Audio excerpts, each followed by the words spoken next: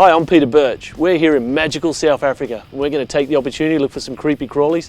Thanks to our good friends from Ultimate Reptile Supplies. Hope you enjoyed this week's show. Welcome to CrittaCam.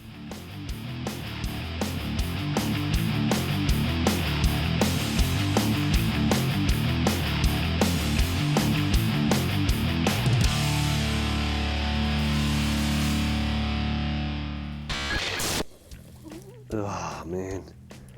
Looks like I've got the misfortune of finding myself a Horned Baboon Spider right here. I mean, typically it's very much similar to some of the Australian species of spiders, in particular the funnel web spider.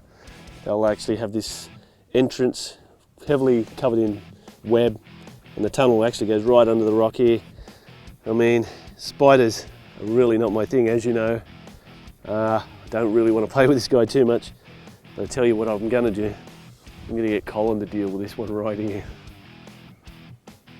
So we've been out herping this morning, and normally you'd see Pete, check this out, but it's a spider, and we all know Pete's a pussy with spiders. So this is a Horned Baboon Spider, native to the Limpopo province. This is a female, so we've coaxed her out of her burrow to have a bit of a look at her. These guys are venomous, but the sting is equivalent to like a wasp. So I'd say if you're allergic to bees and stuff, these guys would be a bit of an issue, as is Pete. He's allergic to everything, so if Pete got bitten by this, there'd be no more Pete, which may be a good thing. But anyway, these guys are a megalomorph, which means they strike down on their prey, much like our funnel web spiders in Australia. They eat mainly insects, but they also, this is only a small female, they can get twice this size, and they can live up to 20 years. So when you're in a village or villagers stand on them, they don't realise they're standing on an animal that is 20 years old, which is quite remarkable. So these guys are an ambush predator, and so they sit at the base of their, or the entrance to their burrow, and ambush animals or crickets, insects as they're cruising past. And their burrow, usually when they make it, they'll stay in that same burrow for their whole entire life. So normally, all around the world, this would be known as a tarantula. But here in South Africa, it'd be called a baboon spider because it's hairy like a baboon. So the pads on these guys' feet also resemble the texture, the feel of a baboon or monkey's foot. So anyway, let's put this guy back and keep cruising and see what else we can find. So again, another insect. Pete's still scared. What we have here is an African flat rock scorpion. So we're still poking around all these rocks to find some reptiles.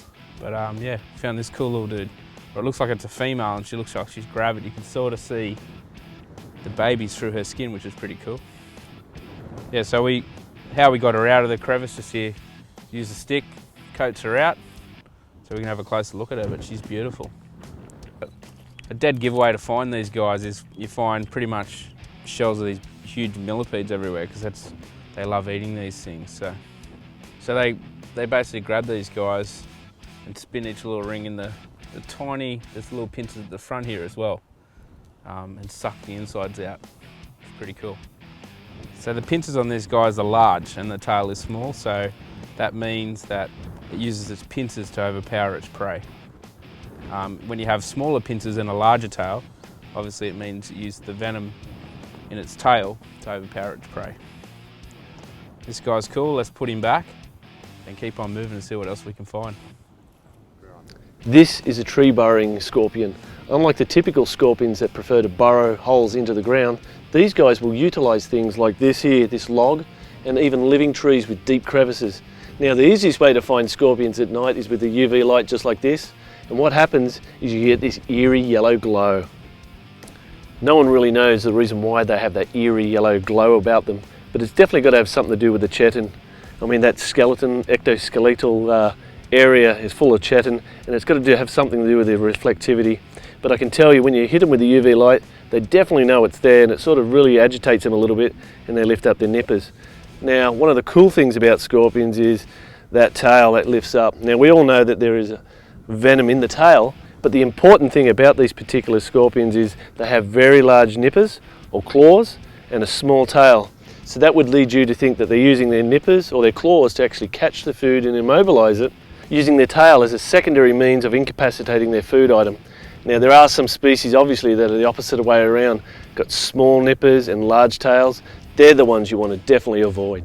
This is a Transvaal thick-tail hairy scorpion, bit of a mouthful, and yeah, he's taking my attention a little bit because this thing is highly venomous. Remember how we spoke about the large claws or nippers and the small tail? Well, this guy is completely the opposite.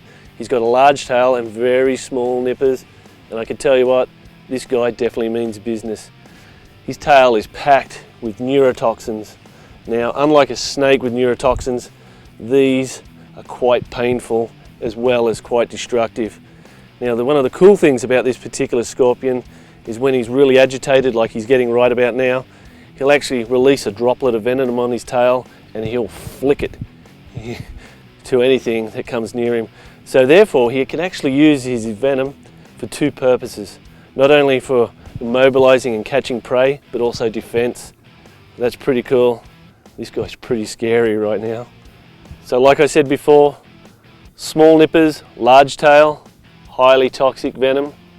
Large nippers, small tail, not so toxic. That's pretty hectic, man. I tell you what, if I keep playing with things like that, I might end up just like this guy right here. Tailless Whip Scorpions, I tell you what, it's an arachnid, and you know how much I love spiders. Oh, these guys are quite impressive little creatures. I mean, you can see by the one in my hand, it's got these really long, almost like a long antenna, but they're not an antenna. They're actually a feeler, and this guy down here is using his very well. They use that to feel their way around. Now, unlike scorpions and spiders, they actually use that set of nippers up the front there to grab their prey and pull them in close. And just in front there, their mouths, that's where all the damage is done.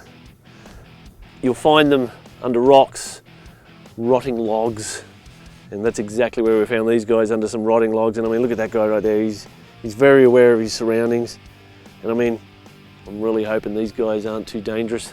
That's what I've been told. Maybe I've been led up the garden path here. But I mean, not too scary, right, for an arachnid? That's what I reckon. We've been out and about today looking for all sorts of cool little things, but we've come back into camp and we found ourselves this little guy here, the dung beetle. Quite an iconic little beetle for here in Africa. And I mean, it's an amazing animal. It can use the solar system to navigate its way around. It deposits an egg in this one piece of feces right here that it happens to have rolled into a beautiful little spherical shape to make it quite easy to move around. I mean, an absolute gorgeous little creature, very determined. I hope you enjoyed this week's show where we showcase some of the different things we've found here in South Africa. And I mean, including this dung beetle, quite an amazing animal. Make sure you leave us a comment below, hit us up on Facebook, Twitter, and don't forget Instagram. Till next week, I'll probably be still laying here watching this critter. Thanks for watching.